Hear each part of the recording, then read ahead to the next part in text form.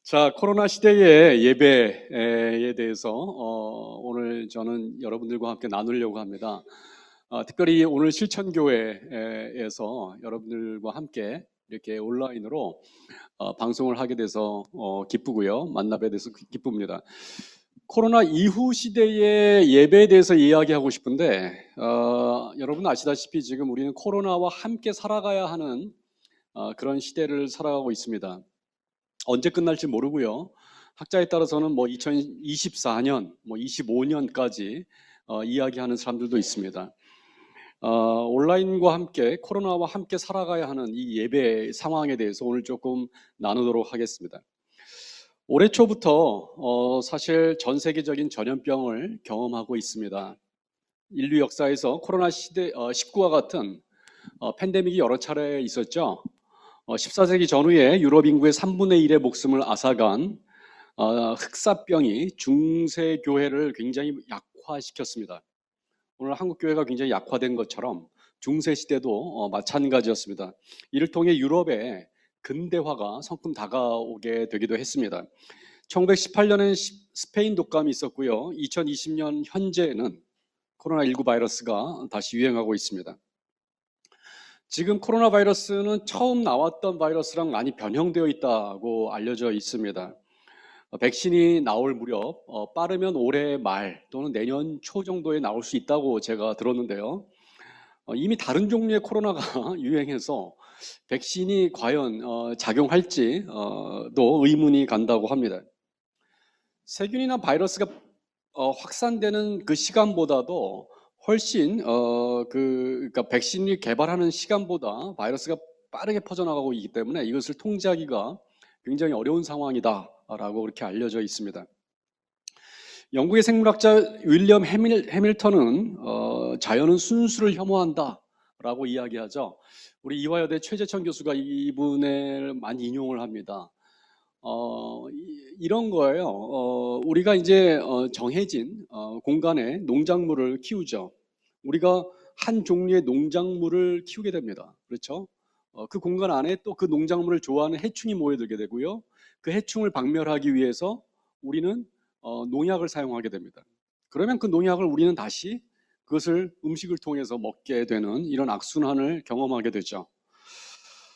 사실 그 살충제를 우리도 먹고 살고요. 마찬가지로 농작물뿐만 아니라 가축도 함께 이렇게 집약적인 목축을 하고 있습니다. 이런 것으로 인해서 구제역이나 광우병, 이러한 바이러스, 조류독감 같은 것들이 활발하게 또 펴져나가고 있다라고 이야기할 수 있습니다. 여러분, 우리가 살아가는 공간, 주거 공간 자체도 집약적인 공간입니다. 저도 아파트에 살고 있고요. 많은 분들이 그곳에 살고 있을 것입니다. 집약적인 농업, 집약적 축산, 집약적인 어떤 그 아파트 문화의 공통점은 인류가 편리하기 위해서 인위적으로 그렇게 만들어졌다라고 하는 것입니다. 그래서 오늘날의 상황에서는 거리 두기가 쉽지가 않습니다. 바이러스가 퍼지기 좋은 환경을 우리가 만들어냈다라고 하는 것이죠. 때로는 생물학자들이나 인류학자들이 인위적인 집약 농업을 하지 않는 원시 생활이야말로 인간이 자연과 더불어 살아가는 방식이다라고 이야기합니다. 그러나 그렇게 돌아가기는 불가능합니다. 지금은 어쩌면 미래를 알 수도 없고 세상을 어떻게 가야 하는지도 알 수 없는 굉장히 불분명한 그런 시대를 우리는 살아가고 있습니다. 교회 상황도 그렇게 좋아 보이지 않습니다. 목회자들은 코로나19 바이러스가 끝나기를 막연히 기다리지만 교인도 줄어가고 재정도 어려워집니다. 오늘 우리 원우 회장님하고 잠깐 얘기하다가 교인들이 3분의 1밖에 이번 주에 안 왔다고 마음이 많이 아파하는 모습을 보게 되었습니다. 지금 온라인 예배가 마치고 지금 대면 예배를 다시 개시를 하고 있는데 성도들이 다 돌아올지 많은 목사님들이 두려워하고 있죠. 이런 전환의 시기, 미래가 불투명한 시대를 우리가 모두 살아가고 있습니다. 예배도 마찬가지죠. 예배도 마찬가지입니다. 예배도 장로교 통합 소속 목회자를 대상으로 한 설문조사에 따르면 코로나 시대에 40%의 교회만이 현장 예배를 드렸고요. 21%가 현장과 온라인, 그리고 19%만이 온라인으로 예배를 드렸다. 조금 지난 통계입니다만, 결과적으로는 지금 헌금 감소가 최근에 한 30% 정도 전반적으로 되고 있다고 알려져 있습니다. 온라인으로 현장 예배를 중개하는 교회가 코로나 이전에 6.3%였다가 이후에는 18.5%로 증가하게 되고요. 최근에는 아마 더 많이 늘어난 것으로 제가 알고 있습니다. 미국 같은 경우에는 그 퓨 리서치 센터에서 설문조사한 것은 미국 교회 한 90% 이상이 코로나로 인해서 지금 문을 닫았습니다. 제가 알기로는 거의 99% 현재는 그런 것으로 알고 있고요. 대부분의 예배가 온라인으로 드리든지 아니면 예배를 드리지 못하고 있는 상황들입니다. 그래서 이러한 재난 상황에 많은 목회자들이 교인들과 어떻게 연락을 지속하고 있고 그러한 목회 활동을 할 수 있을지에 대해서 많이 두려워하고 있고요. 또 매주 한두 번 예배에 참석하고 교인들과 함께 그 소모임에 참석했던 독실한 성도들도 과연 이 상황들에 대해서 어떻게 해야 할지 고민하고 있는 모습을 보게 됩니다. 어떤 분들은 이러한 코로나 시대가 하나님께서 우리를 골방으로 보내셨다라고 이야기합니다. 많은 영성학자들도요, 이 시대는 우리가 우리의 내면, 우리 안으로 들어가야 할 시간이다, 뭐 이렇게 표현하기도 합니다. 그래서 초대 그 사막교부의 얘기를 하기도 하고요. 그러면 많은 영성가들에 대한 이야기도 합니다. 저는 일면 동의하지만 그게 우리 시대에 던지는 하나의 메시지이기도 하지만 그것만으로는 충분하지 않다, 저는 개인적으로 생각을 합니다. 왜냐하면 많은 사람들이 그렇게 하지 못하기 때문입니다. 주일날 아예 교회를 가지 않고요, 오히려 산책을 하거나 등산을 하거나 많은 그런 운동이나 이런 교제를 외부에서 하고 있기 때문입니다. 많은 사람들이 정기적으로 다 하던 교회에 대해서 이제 회중들이 주일 예배에 참석하지 않는 것에 대해서 덜 죄책감을 느끼는 시대가 되어버렸습니다. 심지어 어떤 목사님은 40년 동안 목회를 하다가 이런 초유의 사태를 경험하면서 자기 목회의 길을 잃었다라면서 방황하는 모습을 보기도 합니다. 더 이상 교인들과 기도를 할 수 없고 찬송을 부를 수도 없습니다. 이러한 상황 속에서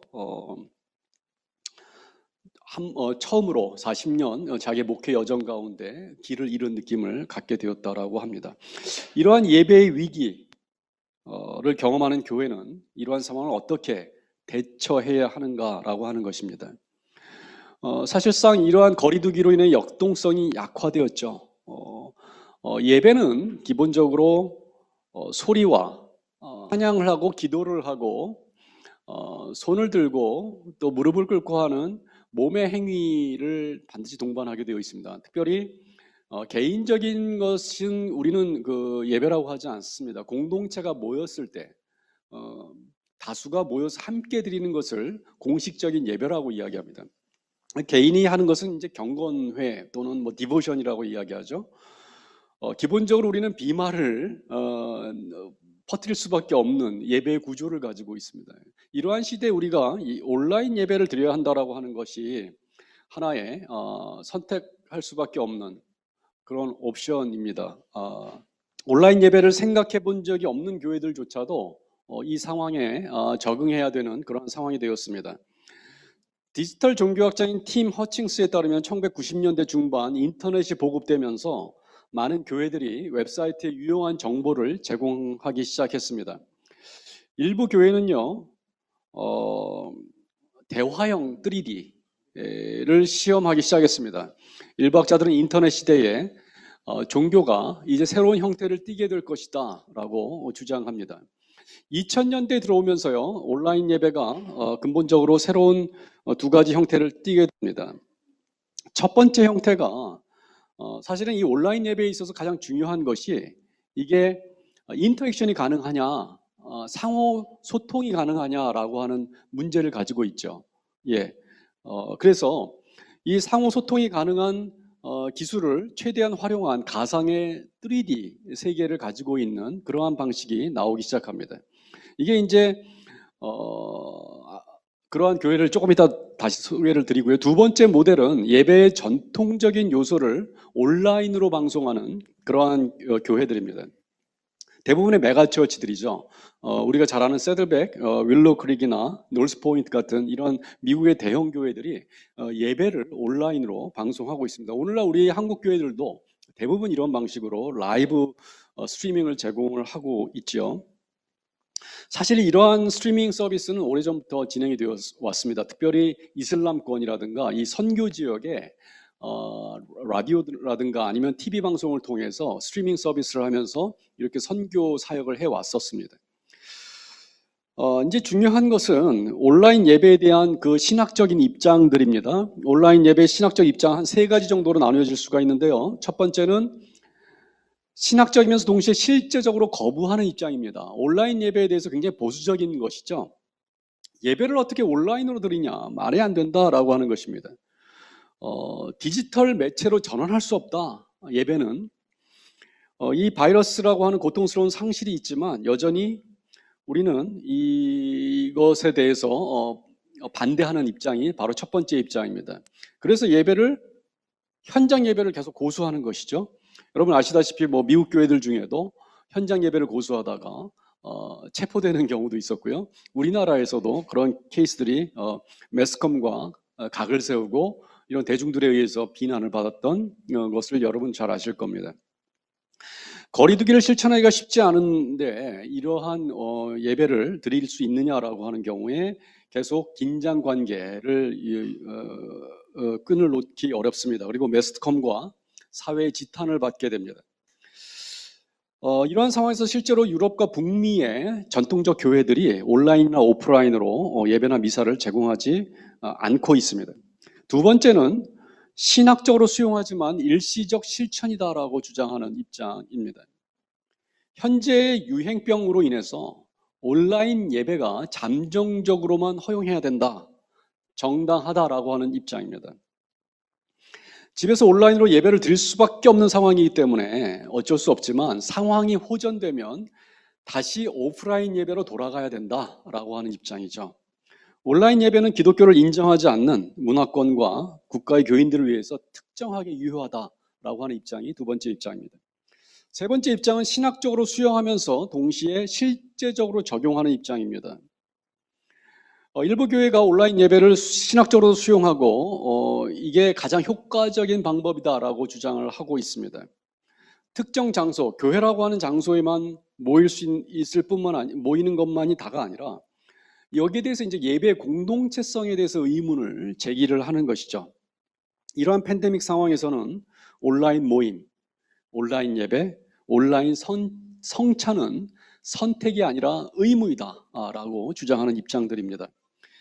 그래서 몸으로의 직접적 참여뿐만이 아니라 온라인 예배에서도 주체적으로 능동적으로 참여가 가능하다라고 하는 입장입니다.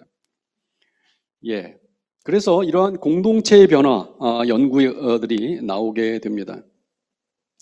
여기에 대해서 최근에 몇 가지 기술들이 나오기 시작합니다. 이 온라인 매체 발전에 있어서 이 공동체성의 문제죠. 공동체성의 문제. 과연 개인이 각각의 집이나 개인의 공간에서 온라인으로 참여하는 그 교회의 예배가 공동체적일 수 있느냐라고 하는 문제예요. 그래서 이제 여러 가지 3D를 비롯한 이 사이버 공간에서의 공동체성에 대한 이야기가 나오기 시작합니다. 그래서 최근에 여러분들 아시겠지만 그 BTS 공연이 어디서 열렸어요? 홀로그램이나 이런 것을 통해서 가상 공간에서 열리게 되고 이것을 전 세계적으로 중계를 하게 됩니다. 이러한 기술들이 이제 사실은 예배 안에서도 가능하다라고 하는 것이죠. 최근에 뉴스에서 본 장면인데요. 사고로 인해서 빨리 죽게 된 아이와 함께 만나게 되는 그러한 장면, 홀로그램으로 죽은 아이를 부활시켜가지고 엄마와 대화하는 장면을 보게 되었습니다. 저는 이 가상 공간 자체가 하나의 리추얼 공간이다라는 생각을 하게 되었었고요. 이러한 VR 기술들이 많이 발전하게 됩니다. 심지어는 아바타 기술도 나옵니다. 그래서 내가 지금 예배를 참석하지 못하고 있기 때문에 물리적으로 교회라는 가상 공간을 만들어서 그곳에 나 대신 아바타를 보내서 그 아바타가 대신 기도하고 찬양하고 성찬을 나누고 하는 그런 교회들이 나오기 시작합니다. 여러분 예전에 뭐죠? 그거 요런 조그만 제가 기억이 안 나네요. 그 페이스북 나오기 전에 우리나라에서 굉장히 도토리 막 하고 그랬던 싸이월드의 그 도토리 사실 그게 아바타 공간이랑 약간 유사합니다. 근데 최근에 이제 3D 개념 가지고 그것을 하기 시작한 거죠. 그래서 온라인 예배와 온라인 성찬에 대한 이야기, 어느 순간에는 이제 아바타들끼리 온라인 예배도 드리고 새벽 기도도 하고 부흥 집회도 하지 않을까 이런 생각을 하게 됩니다. 시간이 많지 않아서 제가 마음이 급해서 다음 페이지로 좀 넘어가 주세요. 온라인 성찬이 가능하냐? 라고 하는 거예요. 근데 지금 여러분 아시다시피 예배에서 가장 중요한 게 뭐예요? Word and Sacrament, 말씀과 성찬입니다. 그렇죠? 이 말씀과 성찬이 가장 중요한데 이 성찬을 정말 사실은 말씀 중심의 예배는 온라인으로 굉장히 어느 정도 가능하죠. 실제로 지금 그렇게 하고 있고. 그런데 문제는 이 고교회들이에요. 고교회들은 뭐예요? 성찬이 굉장히 중요하고 우리 개신교에서도 적어도 교회들이 한 달에 한 번 정도는 성찬을 하고 있는데 지금 성찬을 받지 못한다라고 하는 거예요. 그래서 이거를 어떻게 해결하느냐가 몇 가지 방법이 나오기 시작합니다. 다음 페이지 보겠습니다. 이 사진 보시면 여러분 많이 알려져 있는 겁니다. 레오나르도 다빈치의 최후의 만찬인데 지금 제자들이 다 지금 사라져 있어요. 줌으로 성찬에 참여를 하고 있습니다. 이런 현실이죠. 몇 가지 방법이 있습니다. 첫 번째가 셀프 서비스예요. 셀프 서비스는 온라인 상에서 그 예배 순서를 보면서 참여하는 거예요. 그래서 개인이 기도문을 읽기도 하고 그 다음에 영상을 보기도 하면서 시간이 되면 성찬을 혼자서 하게 되는 겁니다. 두 번째가 라이브 성찬입니다. 라이브 성찬은 우리가 많은 교회들이 하고 있는 거예요. 세들백 교회 라이프 처치 다 하는 방식이죠. 모든 사람이 동시에 떡과 포도주를 먹는 거예요. 성찬을 예배를 드리면서 라이브로 하는 거죠. 세 번째는 가상 또는 아바타 성찬입니다. 본인이 하는 것이 아니라 아바타가 가상 세계에서 성찬을 먹고 마시는 겁니다. 그 다음 재미있는 게 있습니다. 이게 영적 성찬인데요. 이걸 홀리 커뮤니언이라고 이야기합니다. 신영성체라고 해요. 지금 가톨릭 교회가 가톨릭 가장 중요한 게 뭐예요? 영성체잖아요. 그렇죠? 우리는 설교를 들어야 예배를 참석한다고 이야기하지만 이 가톨릭 쪽에서는 설교가 강론이 중요한 게 아니라 성찬이 중요하잖아요. 성찬을 참여하지 않으면 미사를 드리지 않은 겁니다. 그런 상황에서 지금 팬데믹이라서 성당에 가지 못해요. 그러면 어떡하겠습니까? 이게 이제 냉담자가 생기고 교회 입장에서 굉장히 복잡해지는 거예요. 그래서 여기서 만든 교리가 바로 신영성체라고 하는 겁니다. 로마 바티칸에서 드리는 교황이 드리는 성찬을 보면서 교황이나 사제가 온라인으로 먹고 마시는 것을 보면서 교인들이 믿음으로 그것을 받았다라고 선언해 버리는 거예요. 이게 이제 홀리 커뮤니언인 개념입니다. 이 교리 때문에 지금 성찬, 온라인 성찬이 가톨릭에서 가능해졌다라고 하는 것입니다. 다른 방식들은 이제 토니 수아레즈라든지 페이스북에서 하는 이 소그룹 성찬들이 몇 가지 방식들이 있습니다. 그래서 여러분들 이 시대에 제가 급하게 좀 설명을 드렸는데 온라인 예배에 대해서 고민을 많이 하고 계실 거라고 생각이 들고요. 이제 다시 한번 대면 예배가 회복되었기 때문에 아마도 지금은 앞으로의 시대는 온라인과 오프라인이 공존하는 시대가 되지 않을까. 당분간, 그리고 조금 더 심각해지면 다시 온라인으로 복귀하지 않을까 이런 생각이 들고요. 여기에 있어서 많은 중요한 신학적 문제들은 앞으로도 계속 고민하면서 우리가 살아가야 할 것 같습니다. 오늘 제 강의는 이것으로 마치겠습니다. 고맙습니다.